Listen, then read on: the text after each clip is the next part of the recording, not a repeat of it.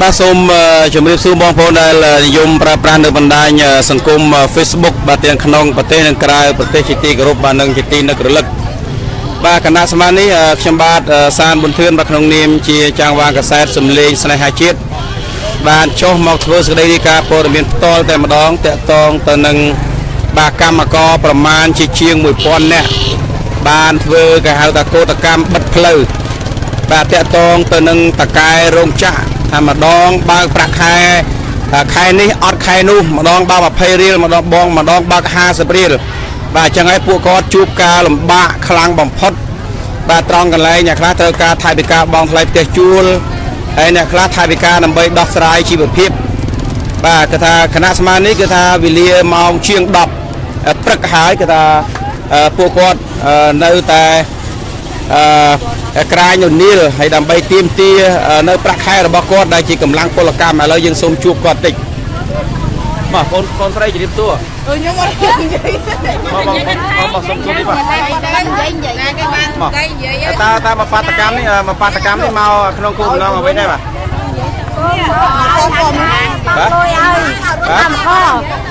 រោងចក្របងធ្វើការបងស្រីធ្វើការនៅរោងចក្រណាដែររោងចក្រក្រាវ័នហ្នឹងហ្មងរោងចក្រក្រាវ័នហើយបងធ្វើការប្រហែលឆ្នាំហើយខ្ញុំធ្វើ1 ឆ្នាំជាងហើយធ្វើ1 ឆ្នាំជាងហើយតើនាំគ្នាសរុបទាំងអស់កម្មករព្រឹកនេះមានប្រហែលប្រមាណអ្នកដែរបាទ1000នាក់តែជាង1000នាក់ចាជាង1000នាក់តែម្ដងហើយក្នុងគោលបំណងទាមទារឲ្យតកែបើកប្រាក់ខែឲ្យបាទហើយកន្លងមកការបើកប្រាក់ខែហ្នឹងទៀងទាត់ទេអត់ទៀងទាត់ទេជាពាក់រហូតហើយជាពាក់យ៉ាងម៉េចទៅបាទសូមនិយាយដោយថាថ្ងៃ10ចុងបើកឲ្យ100ឬ50អីចឹងណាបាទ10ឯ11អីហ្នឹងហើយអត់ដែរទៀងទេហ្នឹងប្រាប់ថាថ្ងៃ12អញ្ចឹងពេលដល់ចាំគិតថាថ្ងៃ12ចាំជាយាមបើកលុយឲ្យគ្រប់តែពេលដល់ថ្ងៃ12ហ្នឹងបើកលុយបានតែ20បាទហើយចាំបងជួបការលំបាកបែបណាខ្លះដែរបាទនៅក្នុងជីវិតជាអ្នកកម្មករថ្លៃផ្ទះក៏អត់ទាន់ឲ្យគេទាំងអស់អត់មានលុយចាយមានអីទាំងអស់បាទហើយគណៈសមានេះមានតំណាងរោងចក្រឬក៏អាជ្ញាធរចេញមកតែជួយដោះស្រាយឬក៏មកទទួលចរចាគ្នានៅដែរបាទអត់ទាន់មានផងអត់ទាន់មានទេគឺមិនទាន់មានទេណាចាបានមានដាក់ចរចាបាទជម្រាបសួរបងស្រីបាទបងមានឈ្មោះអ្វីដែរបងខ្ញុំសុកវណ្ណាបាទបងវណ្ណាបងមានតួនាទីអ្វីដែរបងធ្វើការខ្ញុំជាកម្មករនៅរោងចក្រ First Rawan បាទបងធ្វើរយៈពេលប្រហែលឆ្នាំហើយខ្ញុំធ្វើរយៈពេល6 ឆ្នាំហើយតែក្រុមហ៊ុននេះរោងចក្រនេះបើកប្រាក់ខែទៀងទាត់យ៉ាងម៉េចដែរពីមុនមកគាត់អ្នកស្រីគាត់បើកទៀងទាត់ទៅប្រហែលខែនេះគាត់បើកក៏ទៀងទាត់ទេព្រោះគាត់ដូរថ្នាក់ដឹកនាំចាតើសំណូមពរអ្វីដែរបាទទៅរោងចក្រដើម្បីបើកប្រាក់ខែបាទសូមអញ្ជើញខ្ញុំចង់សំណូមពរឲ្យអ្នកស្រីហ្នឹងគាត់ធ្វើការរិះគិតខ្លួនគាត់ឡើងវិញដើម្បីឲ្យបើកប្រាក់ខែឲ្យកម្មករទាំង First Rawan ទាំង Rawan ឲ្យបានទៀងទាត់ដូចធម្មតាវិញ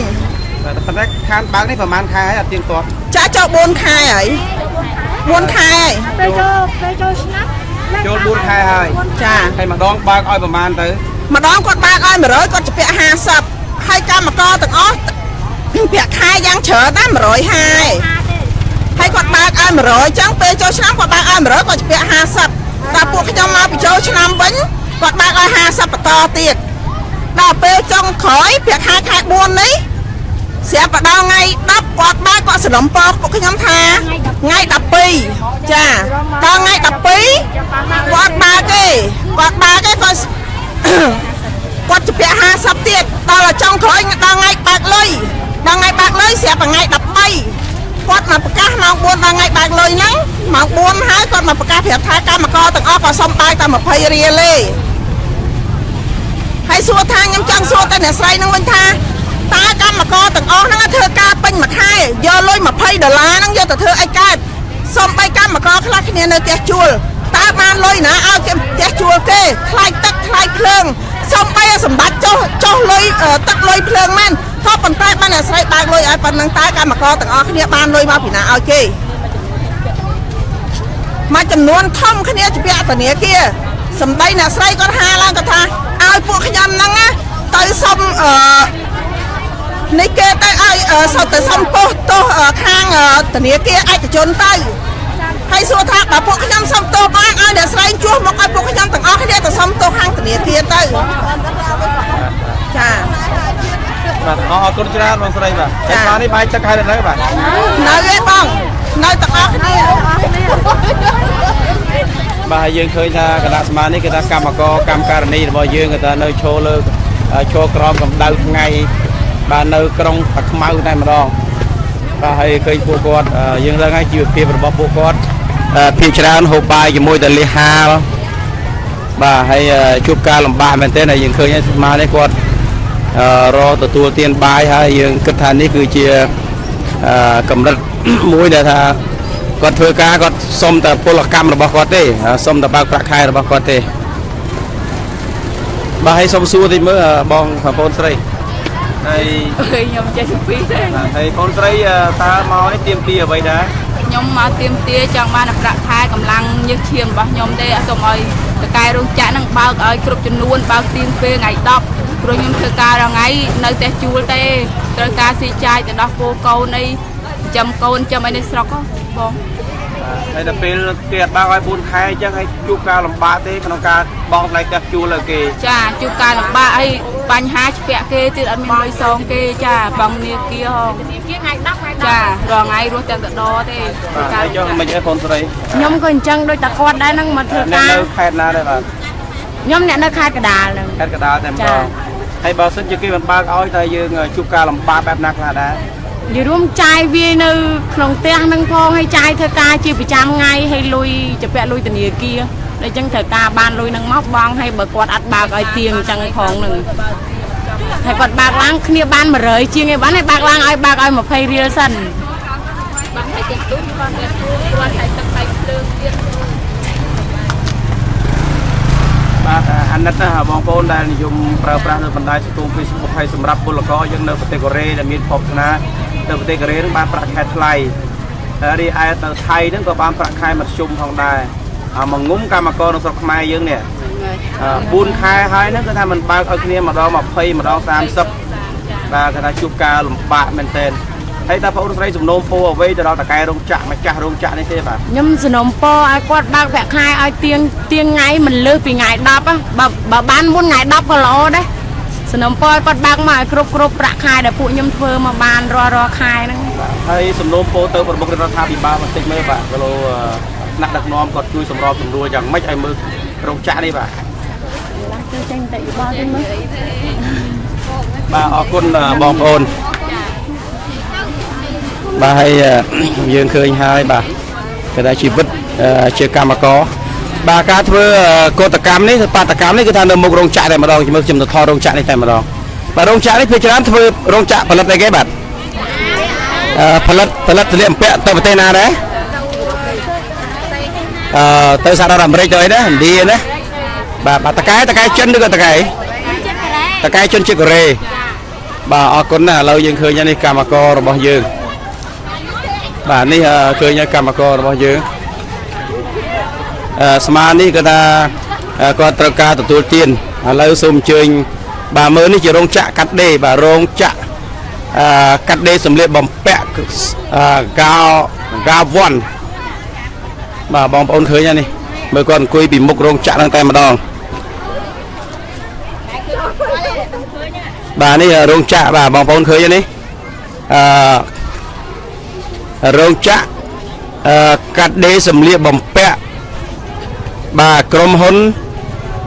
បាទកាវ័នបងប្អូនឃើញហើយនេះកាវ័ន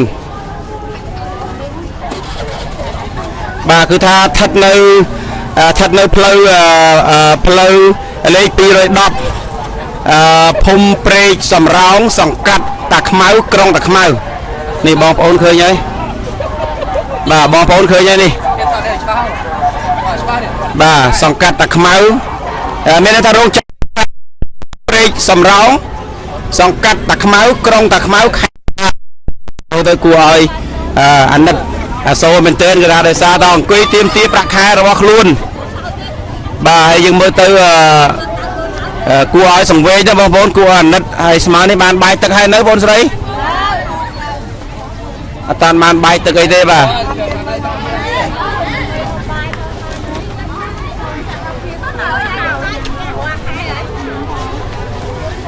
បាទមើលគាត់ឈរខ្លះក៏ទិញលៀសទិញអីហូបបាយបដាហើយបងប្អូនបាទនេះគ្រាន់តែថាទៀមទាបើកប្រាក់ខែកម្លាំងពលកម្មខ្លួនឯងចុះបាទមើលនៅមុខកន្លែងគាត់មានលក់ខ្ចៅនេះតិចទៀតអស់ឥឡូវបាទអរគុណច្រើនបាទអរគុណច្រើនបាទបាទ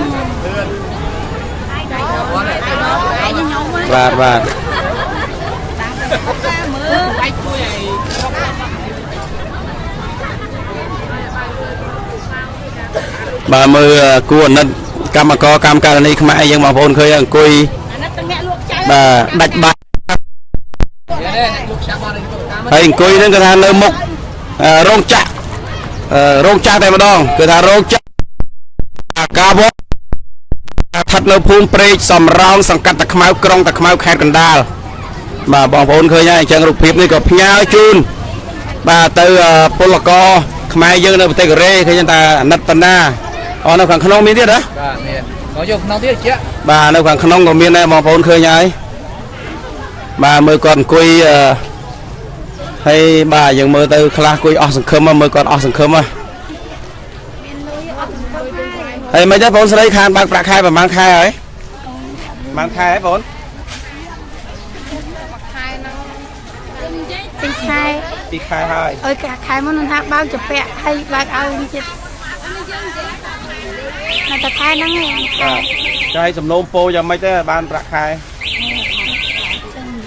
បាទបងប្អូនឃើញគាត់សម្រាប់បដាហើយនេះរោងចក្រនៅក្នុងហ្នឹងនេះ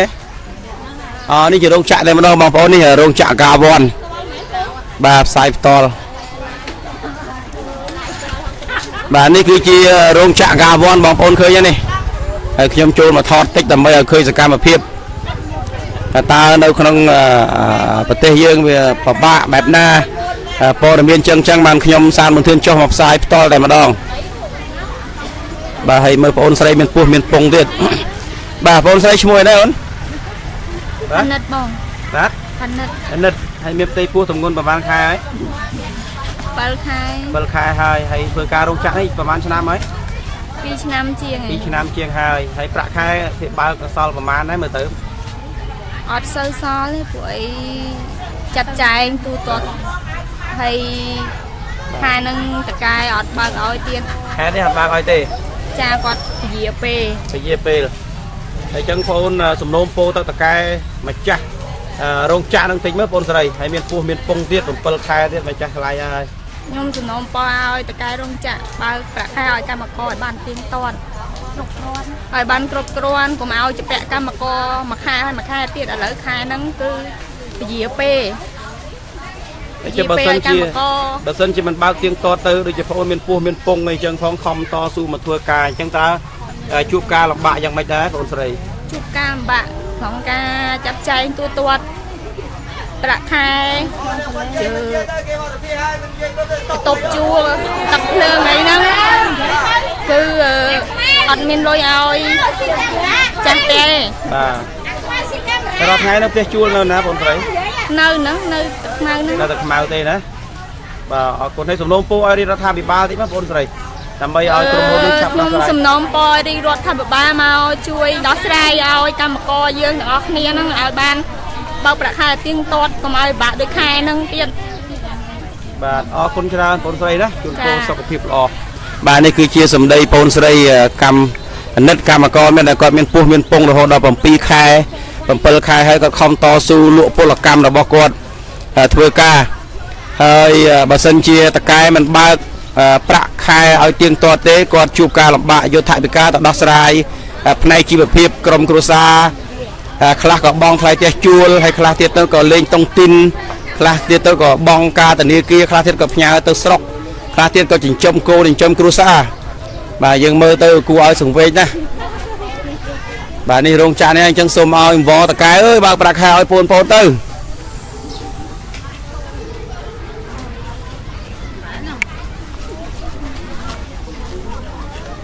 bà bom ôn khơi nhai sầm rạp Polaco dương này nơi Tây Korea người ta bán bạc khai tràn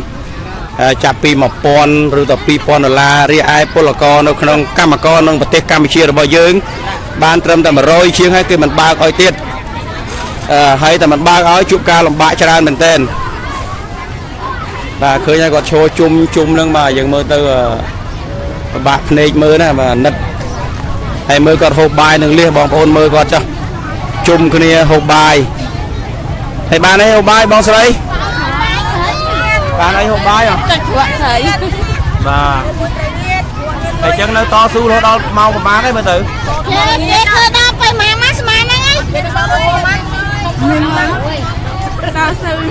bà lại chân to su đây mà đâu bà nuôi vật nhằm bài cho bom ôn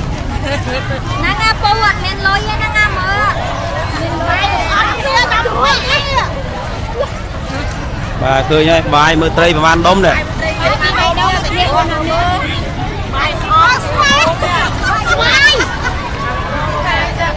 bà bong phố nó khơi hai chỉ vứt camera này bao dương người ta sốc chất crom cũng đau tháng ngày ní còn để tiêm tia bạc khai để con không bằng pin polacam là bọc quạt mà được xem thì gì chân chuồn cá còn nơi phía chuồn chụp ca làm bạ cho ra để bong phố các bạn sắp đập sầm đây bật là bao cam mà co dương hai bà dương khơi quạt nấu cào cầm đau tháng ngày màu chất đập mùi hay tham đi thứ hai cái thà quạt sọc chất đạch bài cả hai tấc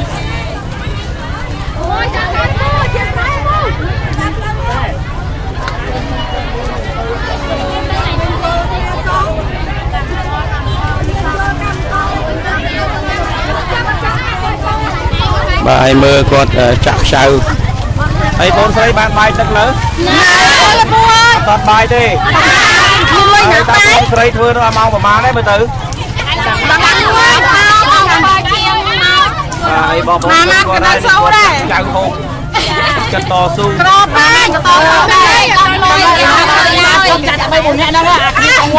lịch bài thế nè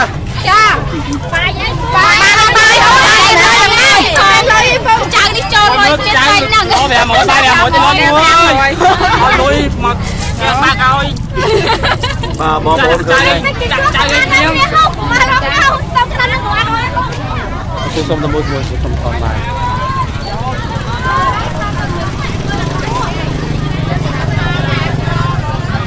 bà dương khơi ta đã khắc can ruột sầm đạch để cho hôn sen can ruột sầm đạch để cho hôn sen nằm ở sầm đạch chuối đào sài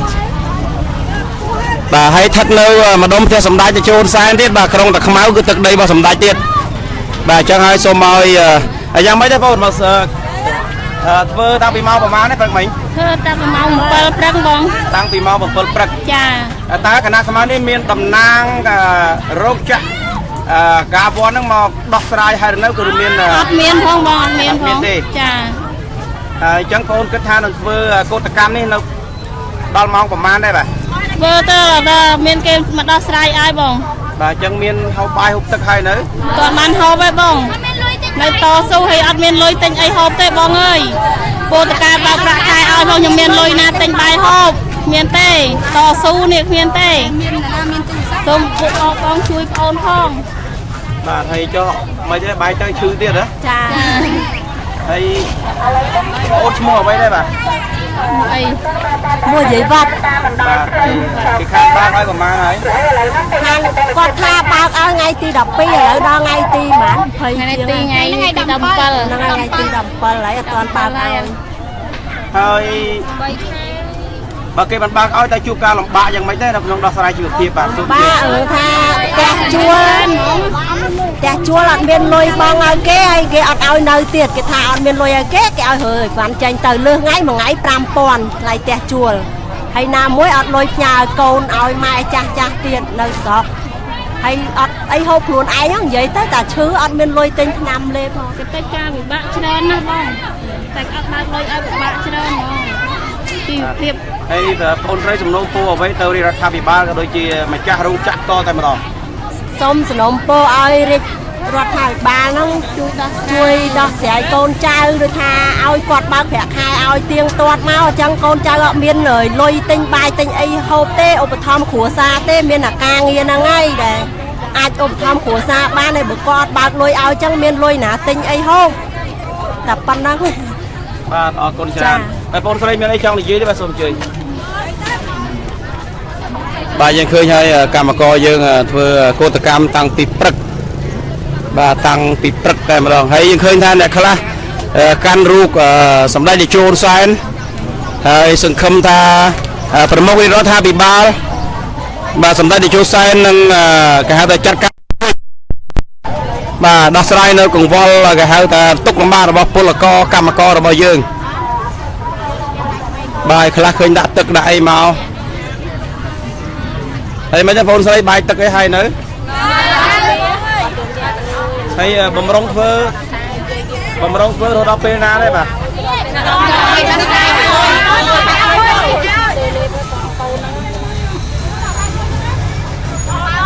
បាទមានអីចង់និយាយទេបាទសូមអញ្ជើញ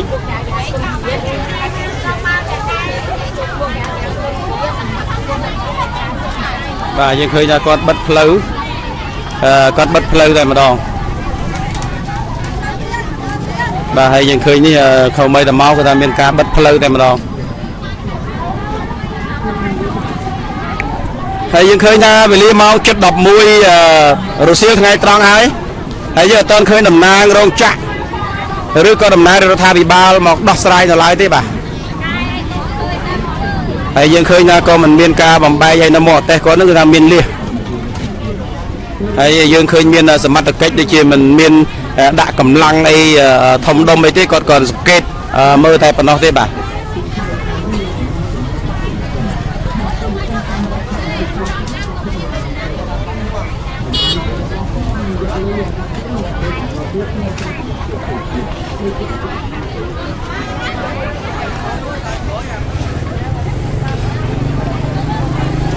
បាទហើយនេះយើងឃើញកងកម្លាំងត្រូវបានដាក់ពង្រាយគ្រាន់តែឃ្លាំមើលទេយើងឃើញថាមានកងកម្លាំង PM កងរាជបុត្រហត្ថក៏ដូចជាកងកម្លាំងនគរបាលហើយគេថាមិនមានការ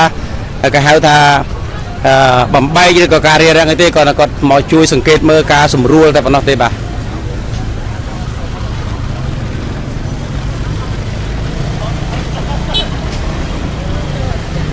បាទហើយដោយឡែកគណៈសមាជិកនេះអ្នកដែលគេថាចង់ទៅវិញឆ្លងកាត់ផ្លូវហ្នឹងត្រូវតែបត់ទៅវិញបាទផ្លូវនេះត្រូវបិទទាំងមូលហើយបងប្អូន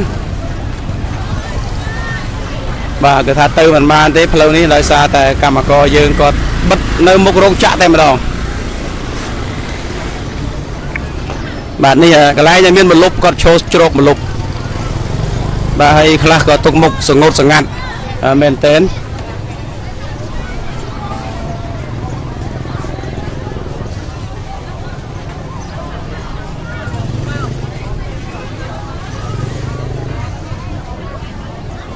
បាទនេះគឺជារូបភាពដែលខ្ញុំបាទសានមន្ទឿនកំពុងតែចុះមកធ្វើសេចក្តីរាយការណ៍ព័ត៌មានផ្ទាល់តែម្ដង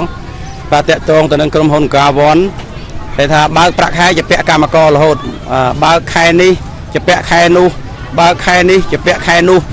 អញ្ចឹងទៅពួកគាត់ជួបការលំបាកដូចខ្ញុំបាននិយាយអញ្ចឹងវាខ្លះក៏នៅផ្ទះជួលហើយម្ចាស់បន្ទប់គេហ្នឹងគេឲ្យរើចេញខ្លះទៀតក៏អត់មានលុយទិញបាយទិញទឹកឲ្យកូនចៅរបស់គាត់ទៅសាលារៀនដោះស្រាយជីវភាពប្រចាំថ្ងៃដោះស្រាយជីវភាពប្រចាំថ្ងៃ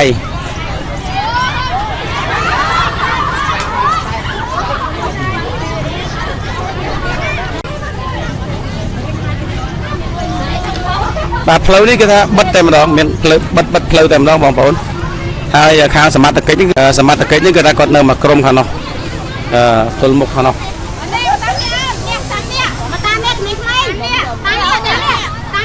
បាទទោះបីជាគាត់បិទផ្លូវមែនប៉ុន្តែសម្រាប់សិស្សសាលាសម្រាប់សិស្សសាលាគឺថាគាត់បើកឲ្យតែម្ដងបាទគាត់បើកសម្រាប់សិស្សសាលាគាត់បើកផ្លូវឲ្យតែម្ដងបាទសម្រាប់សិស្សសាលាគឺថាគាត់បើកផ្លូវឲ្យ មានន័យថាសម្រាប់សិក្សាឬសិស្សតូចខាងបងប្អូនដែលជាកម្មករនេះមានការបើកផ្លូវឲ្យតែម្ដងដោយឡែកគឺថាម៉ូតូឡានអីគឺថាទៅមិនបានទេ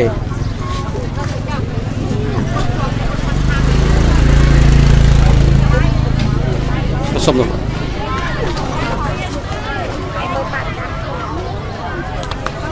បាទគឺថាគាត់មានឆាត់មួយក្រោមកម្ដៅ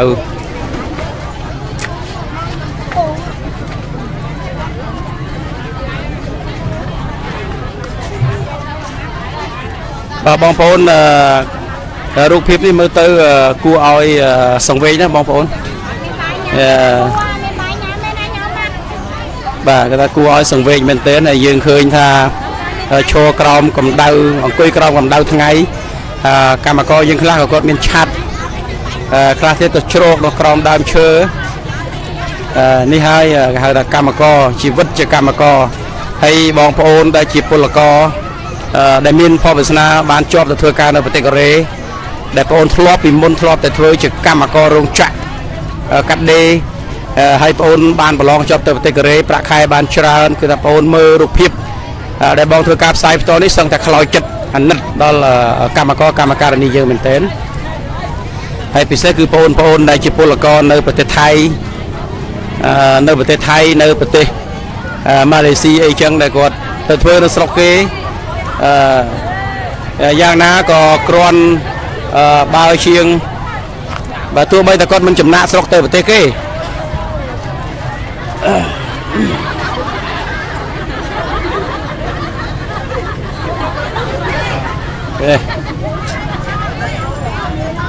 បាទបើទោះបីជាគាត់មិនចំណាក់ស្រុក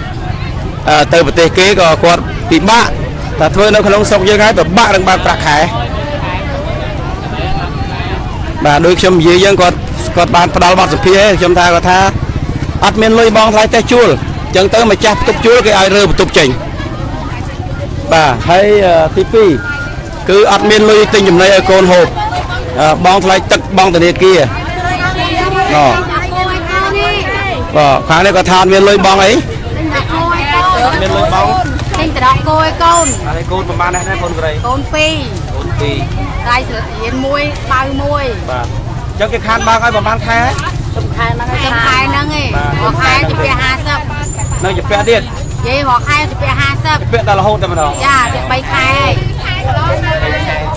3ខែហើយបាទប្រហែលខែលោកបងកាលពីខែមុនពេលចូលឆ្នាំហ្នឹងពួកកម្មករខ្ញុំទាំងអស់គាត់ជាពាក់ម្នាក់50ហើយមកខែនេះគឺគាត់បើកឲ្យគឺគាត់បើកឲ្យតែ$20បាទហើយកម្មករទាំងអស់នេះប្រហែលប្រហែលទេបងចូល1100នាក់1100នាក់តែម្ដងហើយទាំងសាខានៅចាក់អង្រែមួយទៀតហើយចុះបើសិនជាមិនមានការដំណោះស្រាយបងគិតយ៉ាងម៉េចដែរពួកខ្ញុំនឹងនៅតែធ្វើអញ្ចឹងជារៀងរាល់ថ្ងៃបើសិនជាគាត់មានដំណោះស្រាយឲ្យបាទហើយតើស្មាននេះមានតំណាងខាងរោងចក្រអីគេមកសម្រួលហើយណាបងជួយដោះស្រាយអីដូចអត់មានឃើញមកផងបងចុះរោងចក្រនេះមានសហជីពមានអីតាមទៅមានប៉ុន្តែគាត់នៅណានៅខាងនោះហើយមានអ្នកនៅខាងក្នុងបាទហ្នឹងហើយអរគុណច្រើនបាទហើយយើងដឹងហើយកម្មកររបស់យើងបងឃើញលះដែលបងប្អូនណាមុនបានចេញទៅប្រទេសកូរ៉េចេញទៅប្រទេសថៃយើងឃើញតែលះឃើញលះភាគច្រើនតែកម្រិតជីវភាពរបស់គាត់ភាគច្រើនគាត់ហូបតែលះហើយដើម្បីសន្សំលុយសន្សំកាក់ឲ្យកូនរៀន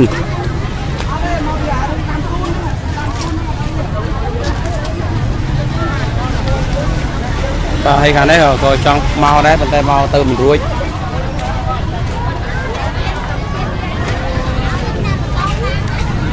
បាទយើងមើលទៅអាណិតមែនទែនបងប្អូន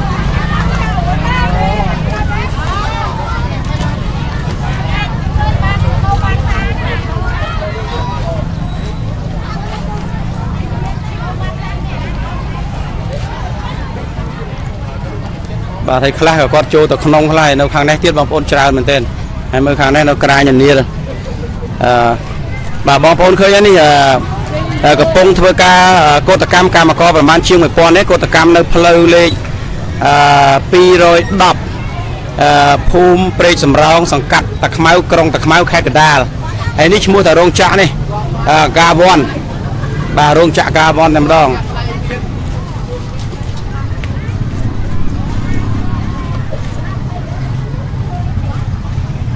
បាទហើយយើងឃើញគាត់ហើយ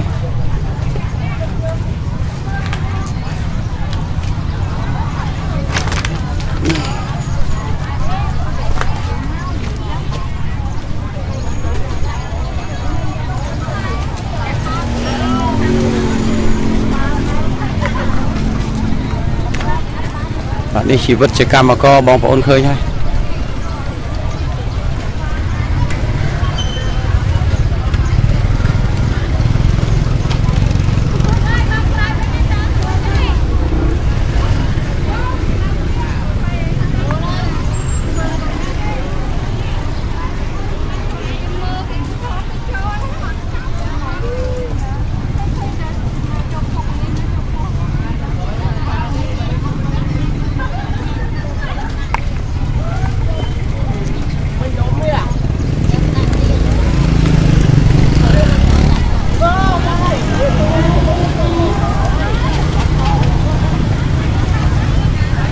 បាទគាត់តស៊ូមែនទែនសុខចិត្តអង្គុយហាក្តៅ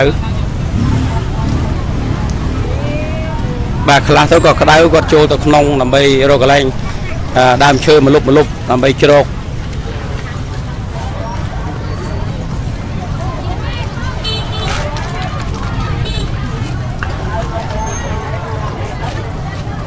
បាទនេះហើយខ្ញុំដើរទៅចូលទៅក្នុងរោងចក្រខ្ញុំដើរចូលទៅក្នុងរោងចក្រតែម្ដងហើយឃើញគាត់ជ្រកនេះបាទជ្រកហើយនោះនេះគឺជារោងចក្រតែម្ដងរោងចក្រកាវ័នបាទបងប្អូនឃើញនេះជារោងចក្រ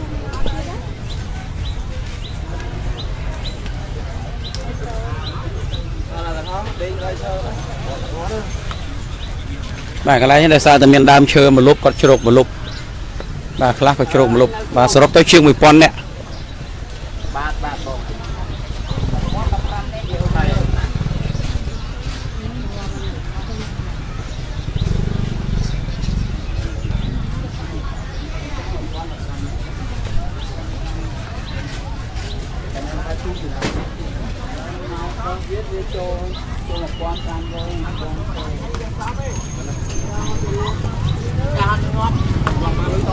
បាទអរគុណបងប្អូន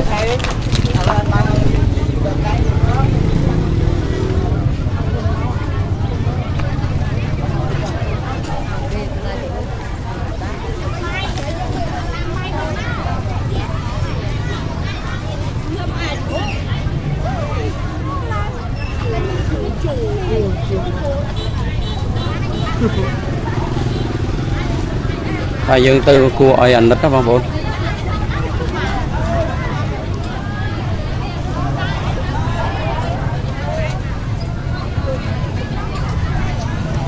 បាទគណៈសមានេះខ្ញុំបាទសានមន្ទឿនសូមផ្អាកធ្វើការផ្សាយផ្ទាល់តែប៉ុណ្ណេះបាទបើសិនជាមានព័ត៌មានអ្វីប្លែកខ្ញុំបាទនឹងធ្វើក្តីរាយការណ៍បន្តទៀតឲ្យខ្ញុំបាទរកពេលបាយនេះសិនបងប្អូន